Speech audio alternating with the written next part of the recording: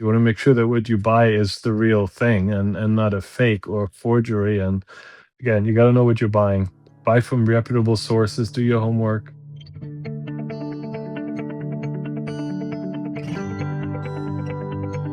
Welcome to the Risk Rundown. We are very excited to have the infamous Mark Recht with us. Mark, thank you so much for joining us, because I know that this is not something that you always are in front of the camera. You're usually behind the scenes. So I appreciate you letting Tyler and I speak with you today. Thanks for having me. Wouldn't want to be anywhere else. Mark, we have hand chosen you because you have been the key element of placing a lot of the business that we're going to be talking about today. And we're going to be talking about collections and how to structure insurance to best suit our clients' passions, passion assets. And so we kind of do a rapid fire kind of question. So you are going to be on the receiving end of that rapid Oh boy. fire, but no pressure. No pressure at all.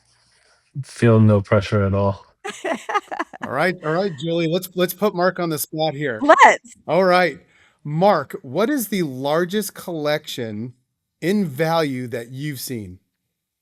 It's a trick question because I know at one point I was involved in the largest personally insured private collection in the world, and that hovered around $5+ billion. Wow. But I'm sure there's other collections in that valuation. They just may not choose to insure it to value. So that's why I'm saying it's a tricky question. You know what? And we'll get into that later, because that's a good segue for another comment. What's the one risk with collections or fine arts that you find doesn't get enough attention that people should be insuring that they don't, or that's maybe up and coming that people aren't aware of that they should be insuring? I think, I mean, it could be anything. You can pretty much insure anything. You can do your shoe collection, your taxidermy, your sculptures, your art, your collectibles. I think maybe a lot of times people don't think to insure the smaller items, especially if you're talking jewelry. Yeah. They think about the big ticket items, but they don't think about the watch that the spouse bought them last week, or the pearl necklace or the ring.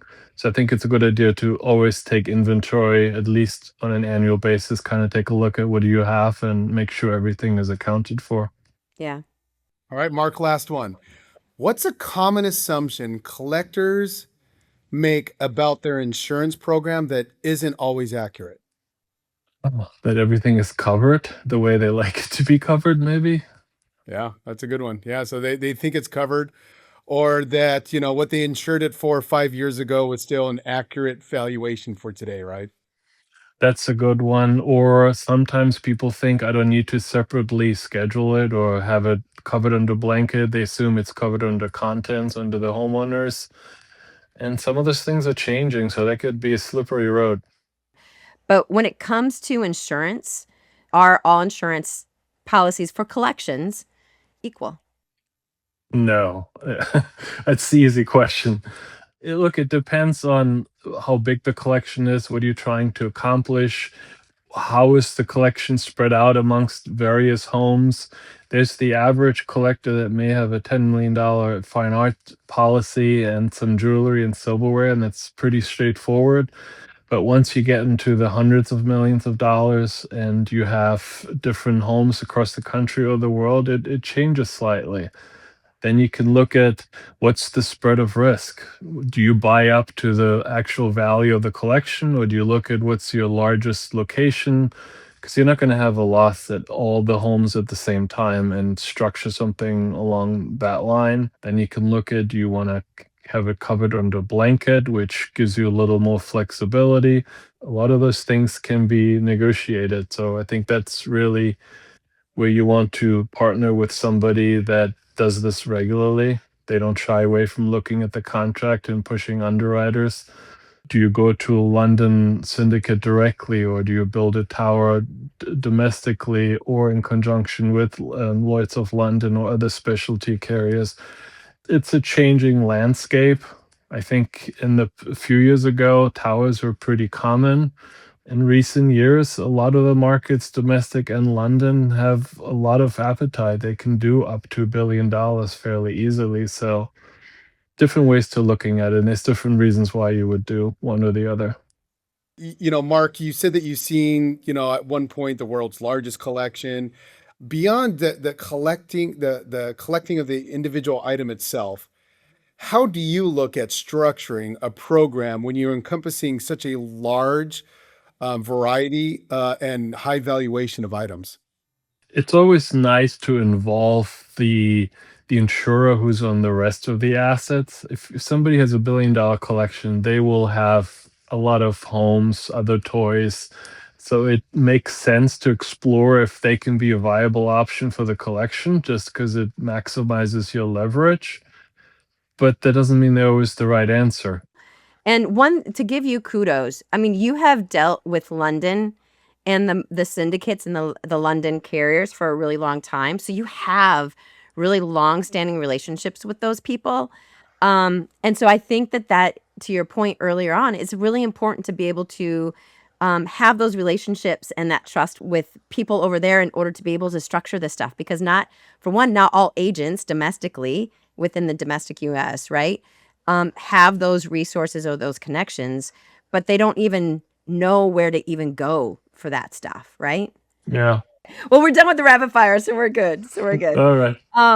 Are there markets out there that just specialize in insuring collections? Or, like our regular high net worth carriers, they do insure collections as well. But are there markets out there that that's is all that they do all day, every day? And is there a benefit of going to one or the other?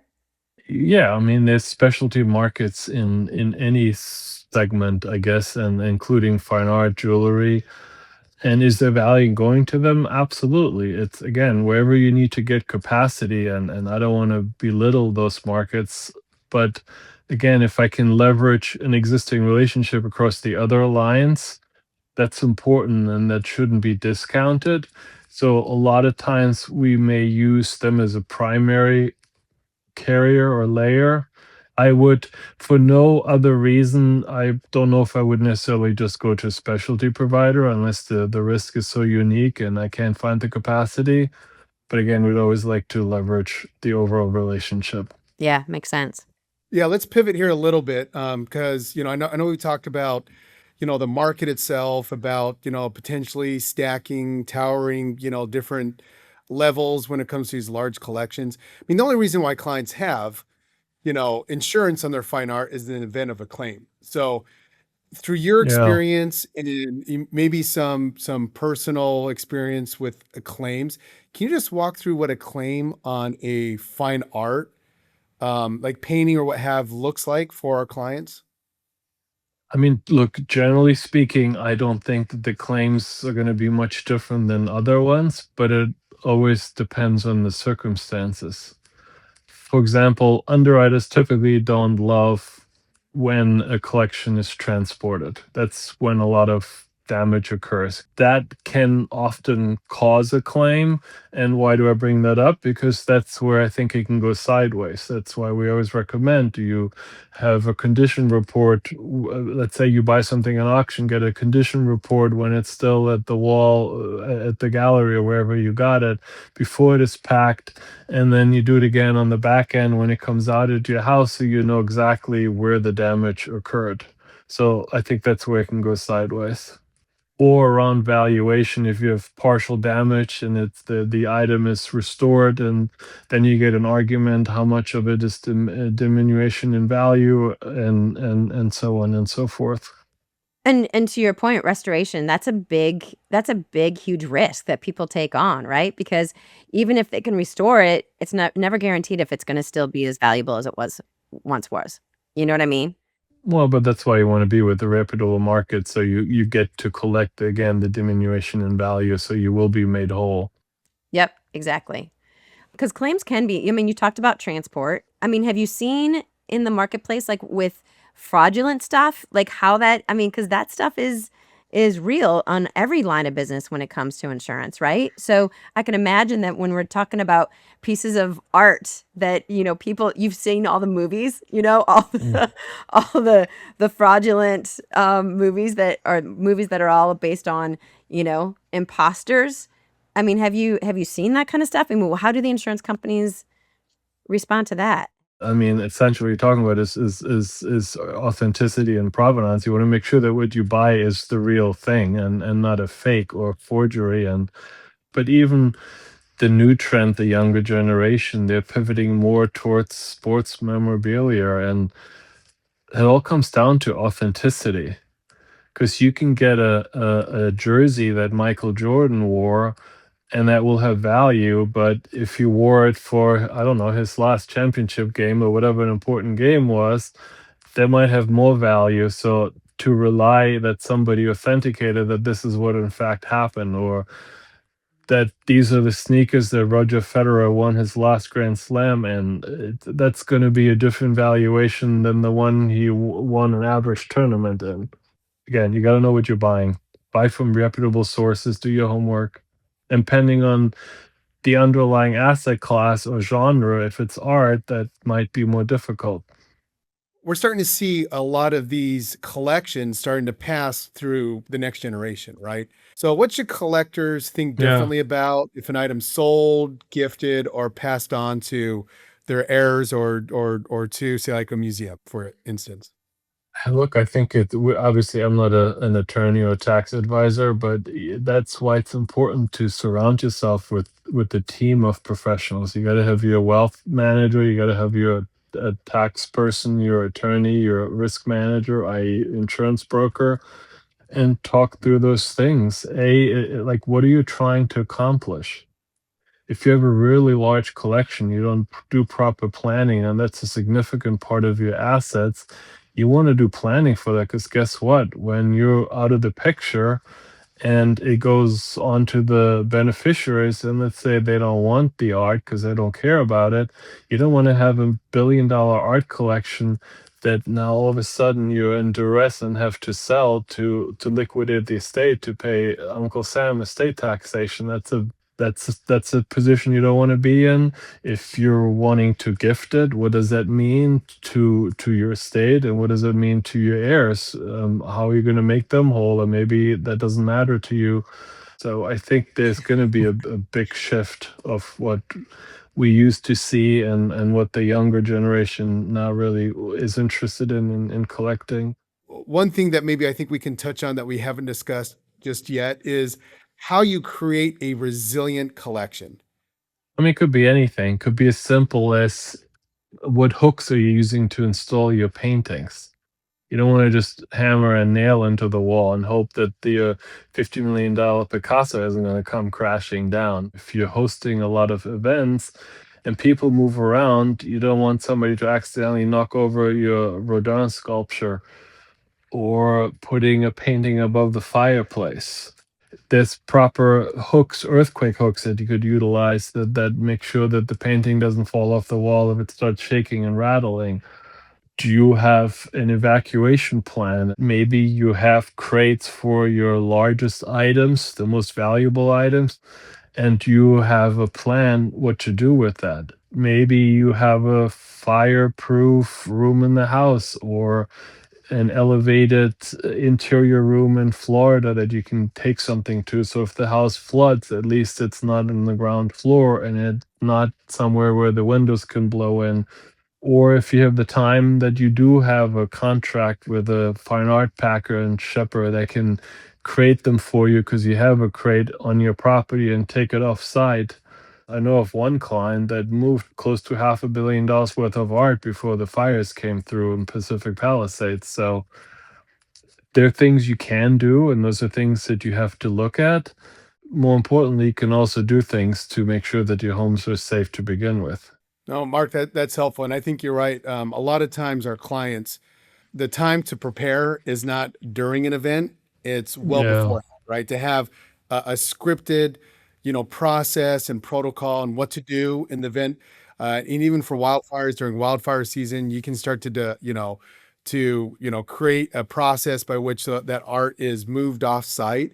But you have to have that planning well ahead of time, and something that I know we are actively managing with our clients. Yeah, and also showing the staff, if you have staff, empower them that they know what to do. It doesn't have to be a wildfire or a hurricane, but if somebody knocked over a wine and it spilled onto a piece of art, that they know what to do. To get Yeah. Kleenex out and wipe it down may not be the smartest thing to deal with that. But Well, and, Mark, you and I had talked to somebody a few weeks ago that said, make sure that the crates that you do have don't have a whole bunch of mold in them, right? That exactly. whatever you're Yeah. using is actually the adequate form of Yeah. transportation or safety. Yeah. But Mark, thank you so much for joining us. Listen, I think that you have so much experience in this space that we always learn something new when we're talking. So I appreciate it. But I'm going to wrap this up. I think that we've kind of covered a lot today. And to our viewers, as always, stay safe and stay protected. Thank you. Thanks for having me. Thanks, Thanks. Julie.